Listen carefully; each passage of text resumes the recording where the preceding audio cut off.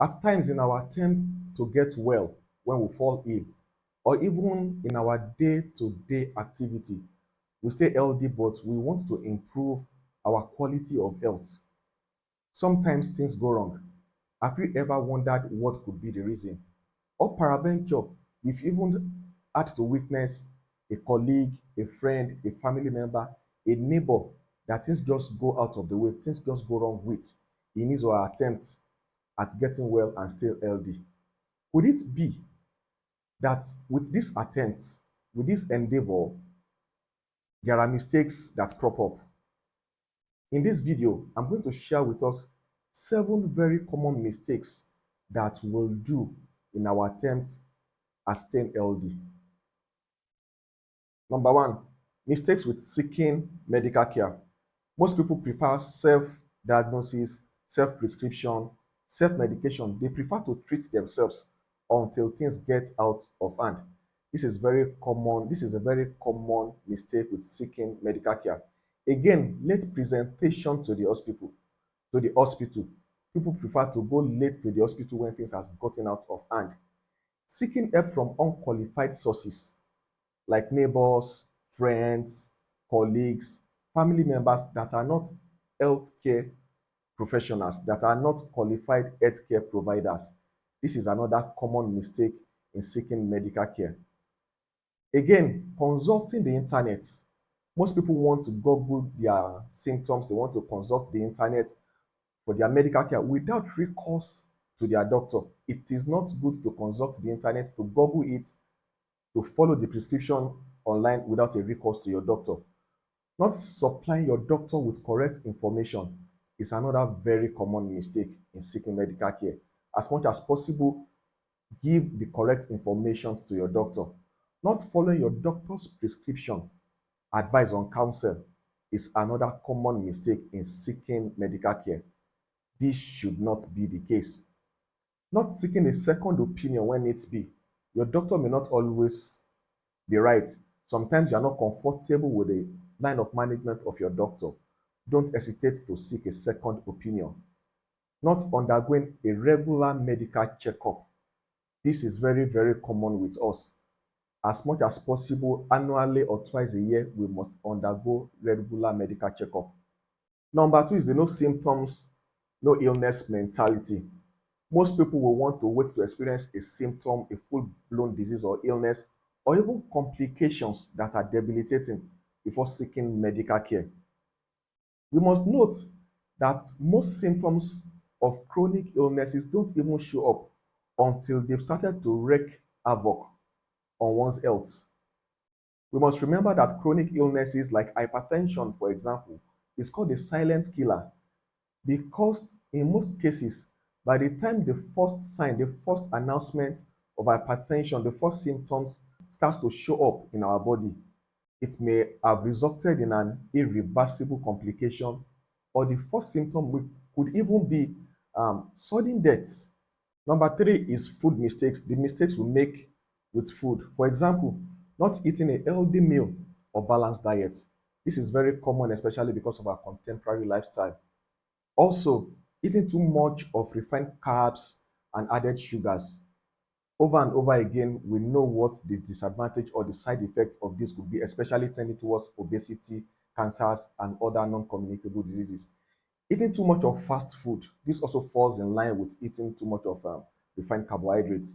Eating too much of red meat, animal fat, and processed meats, they are also very contributing to having us come down with diseases like heart diseases and so on.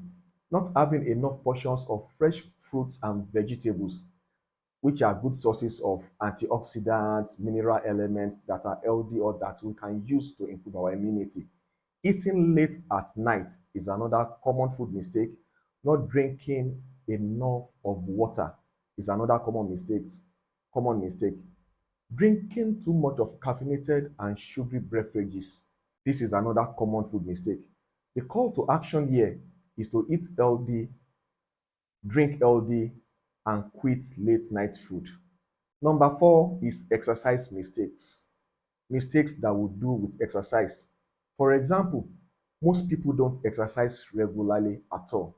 An exercise of 3 to 4 days in a week, 30 to 40 minutes, every section is just ideal, but most people don't exercise.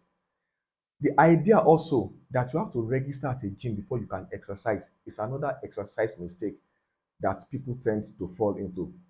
You can run, you can jog, you can swim. The idea that you have to register at a gym close to you, a costly gym, before you can exercise is another exercise mistakes that people make. Taking a stroll, jogging, walking in the evenings, 30 minutes per section, 3 days a week is just good enough exercise. The idea that your stressful daily routine is exercise is also one exercise mistake that people often make. Stressful routine would break down your health. Exercise would help to keep you fit again and again. Number five, sleep and rest mistakes. Mistakes with sleep and rest.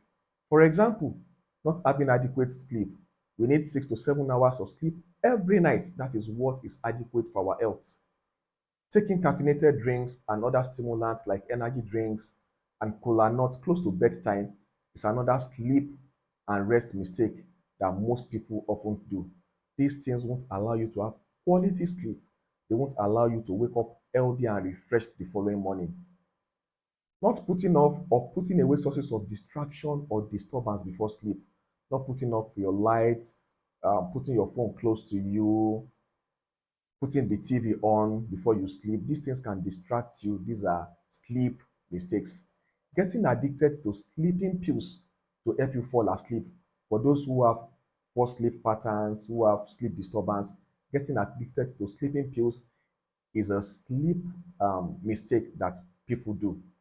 Not having adequate rest or relaxation as and when due. This is a sleep and rest mistake that people also fall into. Making a sedentary lifestyle a form of rest. Sedentary lifestyle will lead to chronic illnesses, obesity, deep vein thrombosis. This is not the same thing as rest. These are mistakes that, as much as possible, we should avoid.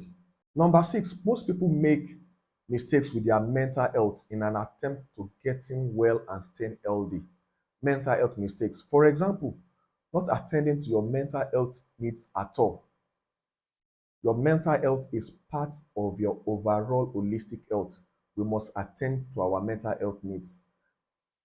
Again, not seeking expert help in terms of emotional imbalance or psychological disturbance. This can lead to depressive illness and its attendant consequences like suicidal ideation. Many people have committed suicide because of repeated episodes of depressive illness. It can also lead to anxiety disorder, panic attacks, post traumatic stress disorders, and so on. Another common mental health mistake that most youths and adults do in trying to stabilize and get well is substance abuse. Substance abuse. Many people indulge in substance abuse so that they can be high, so that they can be fit because of the euphoric effect. But eventually, the risk, the complications always outweigh the short-term euphoria or benefits that it may give. Number seven mistakes that people get into in trying to stay healthy is quitting their wellness journey too soon. People get tired on their path to staying healthy and they quit too soon. This can be brought about by being pessimistic about their health. They get tired easily. My drugs is not working. They believe that the doctor's advice won't work because they've seen one doctor or the other about same health issues and it looks as if they are not achieving results. This makes people quit very easily on their journey to getting back to sound health. Giving up on your healing and health process. For example, maybe your weight loss journey too easily. We realize that people just decide to just give up. People decide to give up on their holistic health. If we must continue to stay healthy in our attempts to live to a ripe old age, we must not give up. We must not give up on our health journey. Let us remember Winners don't quit, and those people at heart don't easily lead healthy lives. A healthy life, as with success in life, isn't always about luck, but work. And it usually does not work out until you work it out. Because the journey of 1,000 miles, we are told, begins with unrelenting, ceaseless steps. As much as it depends on us, we must be committed to our health. Be committed to your fitness, be committed to your health, be committed to everything that has to keep you going, to keep you healthy. This is the bit I carry the capacity to share with you today. If you found this video informative and would like to watch more of my videos, then click on the subscribe button and turn on your notification bell so that you don't miss out on my subsequent videos. Until then, I am your doctor and friend, your fellow passenger on the path to staying healthy and living to a ripe old age. Cheers.